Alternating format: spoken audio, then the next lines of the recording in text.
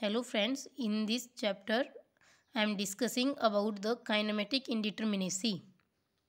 So we read about the action and the displacement. In action we find the force, movement and the degree of redundancy and the static indeterminacy.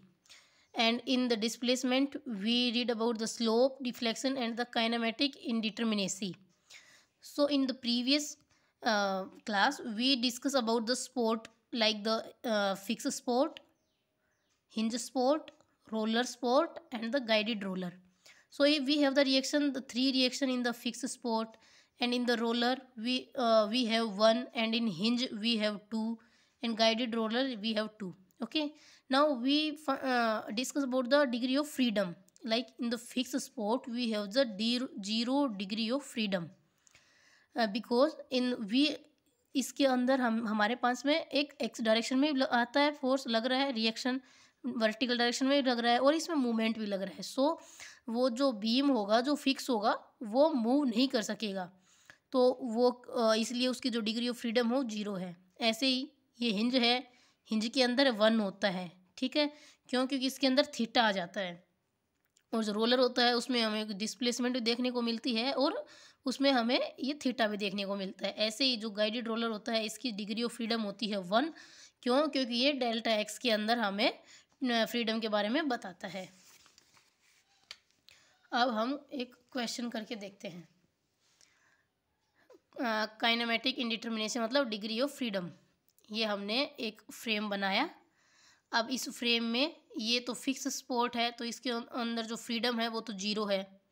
यहाँ इस point के ऊपर three है freedom. क्यों है? क्योंकि ये delta x में मूव कर सकता है, डेल्टा वाई में, और इसमें थीटा भी होगा. अगर फॉर एग्जांपल अगर मैं इसके ऊपर यहाँ ऊपर लोड लगा दूँ तो जैसे इसमें ऊपर लोड होगा तो ये कुछ नीचे ऐसे बैंड होने की कोशिश करेगा.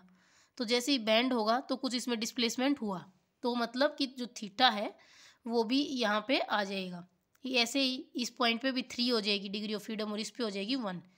तो अब हम काइनेमेटिक इंडिटर्मिनेसी कैसे निकालेंगे? 0 + 3 + 3 + 1 = 7. इसके लिए फॉर्मूला भी है. Formula for rigid joint kinematic indeterminacy = 3j - r. 3 क्यों आया? क्योंकि इसके अंदर डेल्टा एक्स, डेल्टा वाई और थीटा रहता है, इस वजह से. ऐसे ही पिन जॉइंट है, पिन जॉइंट 2j - r. इस जो भी जितने भी पिन जॉइंट स्ट्रक्चर रहते हैं लाइक ट्रस, उनमें कभी भी थीटा नहीं आता है, तो उसमें एक्स और वाई दो ही चीज़ें रहती है, इसलिए उसमें 2 आया है. अब एक क्वेश्चन देखते हैं. ये फ्रेम है, इस फ्रेम के अंदर हमें काइनेमेटिक इंडिटर्मिनेसी निकालनी है. पहले मैं फॉर्मूले से निकालती हूँ, उसके बाद विदाउट फॉर्मूले से निकालेंगे. बट जितने भी के आई के क्वेश्चन होते हैं उसके अंदर अगर हम विदाउट फॉर्मूला निकालें तो वो ज़्यादा ईजी होगा.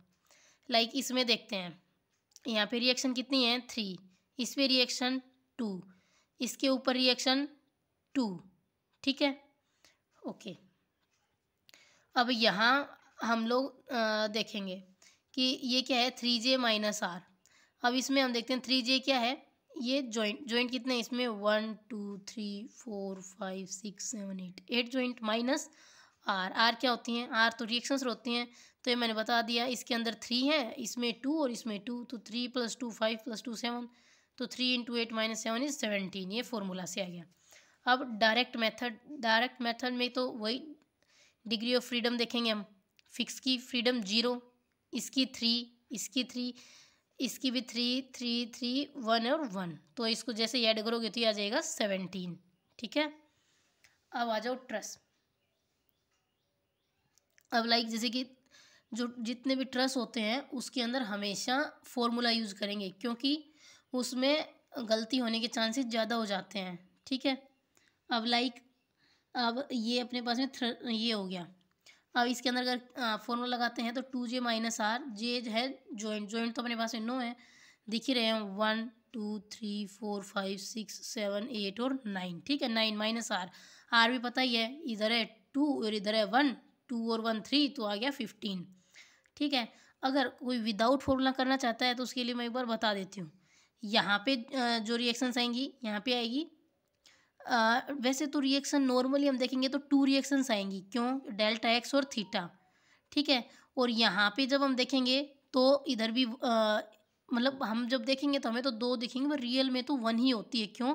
क्योंकि ये कभी भी थीटा नहीं देता है।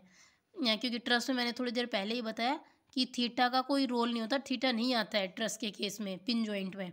तो यहाँ भी डेल्टा एक्स और थीटा है, तो ये भी हटा दो थीटा, तो यहाँ कितनी रिएक्शन बचती है? 1। यहाँ रिएक्शन बचेगी 1। यहाँ भी 2 और 2, यहाँ भी 2 और 2, 2 2 2। यहाँ पे 3 क्यों नहीं हुई? क्योंकि जो थीटा होता है उसका कोई रोल नहीं होता है इसमें। तो अब इसको ऐड कर लो, 2 4 6 8 10 12 14 15, बस इतनी तो रिएक्शन है। ये है ना, 2 4 6 8 10 15 16। एक सेकेंड,